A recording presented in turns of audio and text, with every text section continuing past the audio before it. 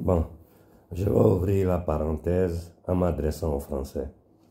Vous, Français, que votre discours principal aujourd'hui, ce que vous appelez le grand remplacement, c'est-à-dire l'invasion de l'immigration de masse qui est en train d'arriver chez vous, moi je suis totalement d'accord avec vous. D'ailleurs même, je suis en première ligne contre cette invasion de masse, contre cette immigration projetée, programmée par les entités démoniaques qui gouvernent ce monde.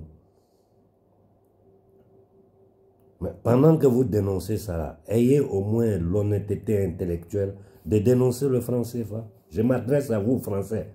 Ayez l'honnêteté intellectuelle de dénoncer le franc CFA. Ayez l'honnêteté intellectuelle de dénoncer les crimes contre l'humanité que vos gouvernements font en Afrique. L'occupation militaire de la France par la violence de notre territoire. Pourquoi vous ne parlez pas de ça? Merde. Pourquoi vous ne parlez pas du franc CFA, qui est un crime contre l'humanité?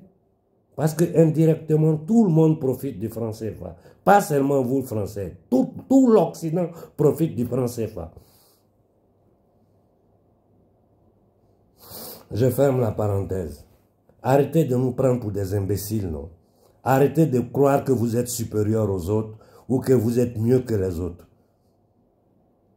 C'est de la foutaise tout ça. Vous êtes prêts à défendre votre terre. Vous êtes prêts à... Mais pendant que vos gouvernements, votre élite, l'élite mondialiste qui gouverne ce monde, commet des crimes en Afrique, impose un franc criminel aux Africains, tout le monde s'était comme s'il n'y a rien. Pendant que l'occupation militaire de la France, par la violence, un peu partout sur le continent africain, est sous vos yeux, personne ne dit rien.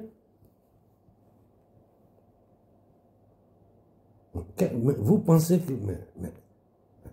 Mais ce n'est pas votre faute.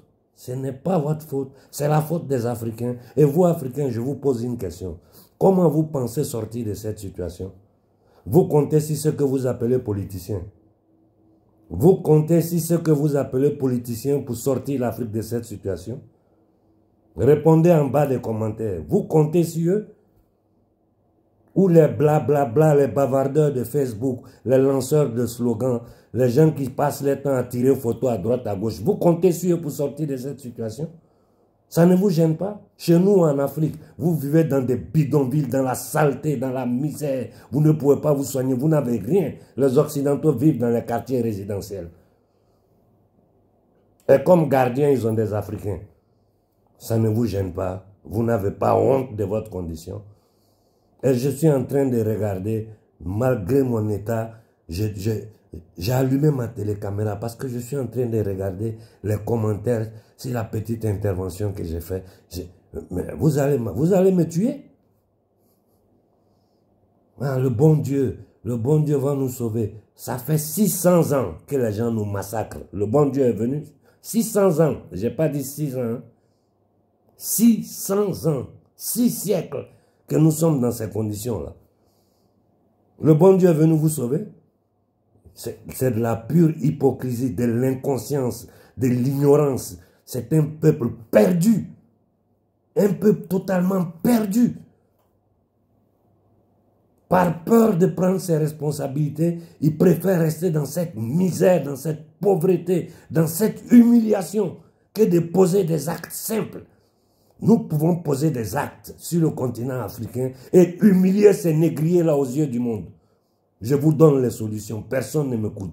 Tout ce que vous savez faire, c'est ouvrir le groupe WhatsApp, être dedans là-bas, bavarder, ou bien sur TikTok raconter des bêtises, ou bien être là écouter ces gens chanteurs de serpents qui bavardent du matin au soir, qui ne savent rien, ou même ceux qui savent, ils ont un agenda, ils travaillent pour un côté ou pour l'autre.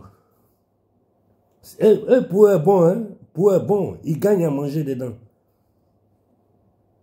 Vous êtes dans la misère totale, dans la pauvreté. Et tout ce que vous savez faire, c'est créer des groupes bidons WhatsApp, être sur Facebook à faire des bêtises sur TikTok, un football, ceci, cela. Mais vous vous rendez compte de votre condition de vie? Bon sang.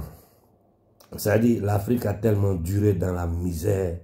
Ça fait tellement longtemps que nous sommes dans la misère que pour l'homme noir, la misère est devenue une normalité. C'est la seule explication que j'arrive à donner. Bonne soirée à tout le monde.